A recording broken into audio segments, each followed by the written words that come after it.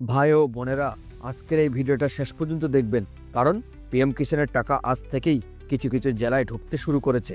আপনি যদি একজন কৃষক হন, যদি আপনার নাম পিএম কিষাণে থাকে, তাহলে এই ভিডিওটা আপনার জন্য খুবই গুরুত্বপূর্ণ। আজকে আমরা জানাবো কারা টাকা পেয়েছেন, কোন কোন জেলায় টাকা ঢুকেছে, আর যারা এখনো পাননি তারা কি করবেন। চলুন বন্ধুরা, শুরু করি। মূল খবর, সরকারি সূত্র অনুযায়ী পিএম কিষাণ সম্মান নিধির টাকা আজ থেকে ধাপে ধাপে অ্যাকাউন্টে পাঠানো হচ্ছে। সব জেলায় একসাথে নয়, কিছু কিছু জেলা আগে ঢুকেছে, বাকি জেলাগুলোতে পরের 24 ঘন্টা থেকে 48 ঘন্টার মধ্যে ঢুকতে পারে।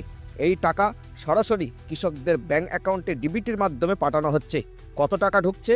পিএম কিষাণ স্কিম অনুযায়ী বছরে মোট 6,000 টাকা, 3 কিস্তিতে, প্রতি কিস্তি 2,000 টাকা করে। আজকে যে টাকাটা ঢুকেছে সেটা হলো চলতি কিস্তির 2,000 টাকা। অনেকে সকাল থেকে SMS পাচ্ছেন, ব্যালেন্স চেক করে দেখছেন টাকা ক্রেডিট হয়েছে।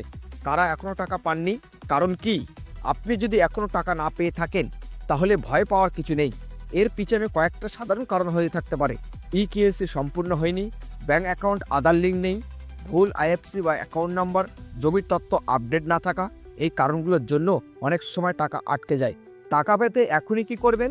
এখনই এই কাজগুলো করুন। পিএম কিষাণ গভর্নমেন্ট ইন ওয়েবসাইটে গিয়ে বেনিফিশিয়ারি স্ট্যাটাস চেক করুন, ইকেওয়াইসি কমপ্লিট আছে কিনা দেখুন, ব্যাংকে গিয়ে আধার লিঙ্ক নিশ্চিত করুন। এইগুলো ঠিক থাকলে আপনার টাকা খুব শীঘ্রই ঢুকবে। এই ভিডিওটা যদি একজন কৃষকেরও কাজে আসে তাহলে আমাদের পরিশ্রম সার্থক। ভিডিওটা লাইক করুন, আপনার জেলার নাম কমেন্টে লিখুন, আপনার টাকা ঢুকেছে কিনা জানান, আর চ্যানেলটা সাবস্ক্রাইব করুন। আমি আবার নতুন আপডেট নিয়ে আসবো। ভালো থাকবেন, সুস্থ থাকবেন, ধন্যবাদ।